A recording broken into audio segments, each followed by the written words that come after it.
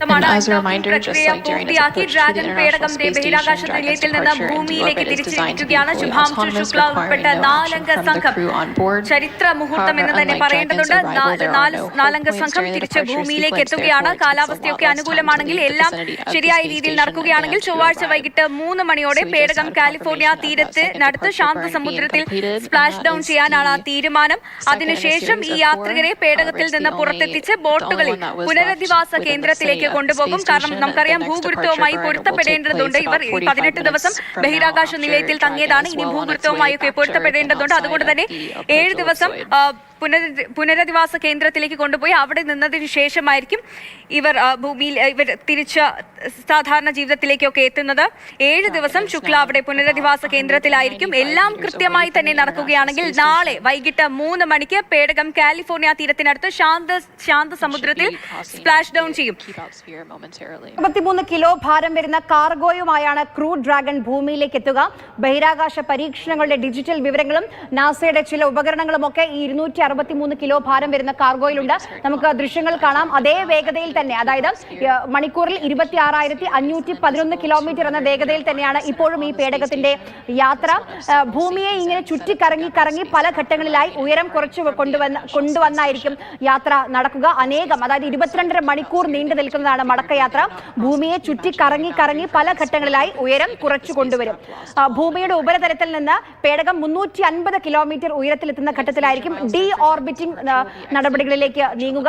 ഭൂമിയുടെ ഉപരിതലത്തിൽ നിന്ന് പേടകം 350 കിലോമീറ്റർ ഉയരത്തിലെത്തുന്ന സമയത്തായിരിക്കും ഡി ഓർബിറ്റിംഗ് നടപടികളിലേക്ക് കടക്കുക. പേടകത്തിലുള്ള എഞ്ചിനുകൾ ജ്വലിച്ച് വിപരീത ദിശയിൽ ഊർജ്ജം നൽകുന്നതോടെ വേഗം കുറഞ്ഞു തുടങ്ങും. അതിനുശേഷമായിരിക്കും സ്പ്ലാഷ് ഡൗണിലേക്ക് പോവുക. ഭൂമിയിലേക്ക് തിരിച്ചിറങ്ങാനുള്ള അവസാന കടമ്പ എന്ന് പറയുന്നത് ഈ നേരത്തെ പറഞ്ഞ ഡി ഓർബിറ്റിംഗ് ആണ്. അന്തരീക്ഷത്തിലെ ഘർഷണവും 2200 ഡിഗ്രി സെൽഷ്യസ് വരെ ഉയരുന്ന താപനിലയും അതിജീവിച്ച് വേണം പേടകം താഴേക്ക് വരാൻ. പേടകത്തിലെ താപ കവചം അതിന് സംരക്ഷണവും ഏകുന്നതായിരിക്കും.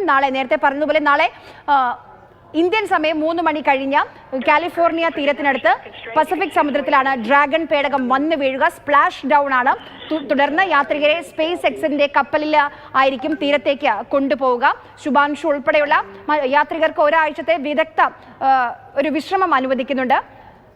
അതിനുശേഷമായിരിക്കും ഇന്ന് ശുഭാൻഷു ശുക്ല സംസാരിച്ചിരുന്നു, നമ്മൾ കേട്ടതാണ്. ഇന്നും ഭാരതം സാരേ ജഹാസെ അച്ച എന്നാണ് ബഹിരാകാശ നിലയത്തിൽ നിന്ന് നടത്തിയ യാത്രയയപ്പ് വിരുന്നിൽ, ഒരു യാത്രയയപ്പ് വിരുന്നായിരുന്നു. ബഹിരാകാശ നിലയത്തിലുള്ള മറ്റ് ആളുകൾ, ഈ ആക്സിയം ദൗത്യം ടീമിലെ ആളുകൾക്ക് ഒരു യാത്രയയപ്പ് വിരുന്ന് സംഘടിപ്പിച്ചിരുന്നു.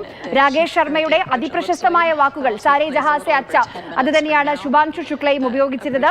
ബഹിരാകാശത്ത് നിന്ന് നോക്കുമ്പോൾ, നമ്മുടെ ഭൂമിയിലേക്ക് നോക്കുമ്പോൾ, ഇന്ത്യയെ നോക്കുമ്പോൾ പ്രതീക്ഷ നിർഭരമായ ധീരതയും ധൈര്യവും കരുത്തുറ്റതുമായ ആത്മവിശ്വാസവും അഭിമാനവും നൽകുന്ന കാഴ്ചയാണ് ഇന്ത്യ എന്നാണ് ശുഭാൻഷു ശുക്ല പറഞ്ഞത്.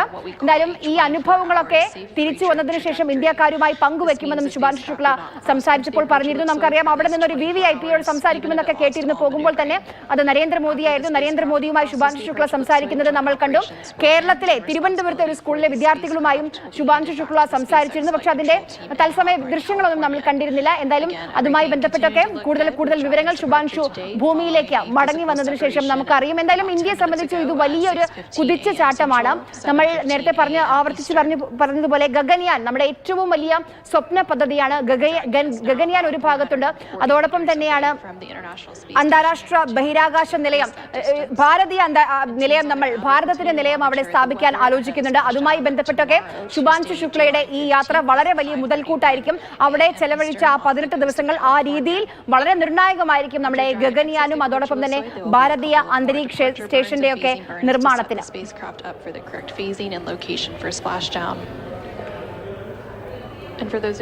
നമുക്കിപ്പോൾ ദൃശ്യങ്ങൾ കാണാൻ കഴിയുന്നുണ്ട്. അല്പം വേഗതയൊന്ന് കുറഞ്ഞിട്ടുണ്ട്. നേരത്തെ 26,511 കിലോമീറ്റർ വേഗതയിലായിരുന്നു യാത്രയെങ്കിൽ ഇപ്പോൾ 26,501 എന്നൊരു വേഗതയിലേക്ക് എന്തായാലും ഇപ്പോൾ കുറച്ചൊന്ന് വേഗത കുറച്ചിട്ടുണ്ട്. ഭൂമിയിലേക്ക് നമുക്ക് സ്വാഗതം ചെയ്യാം ശുഭാൻഷുവിനെയും ടീം അംഗങ്ങളെ.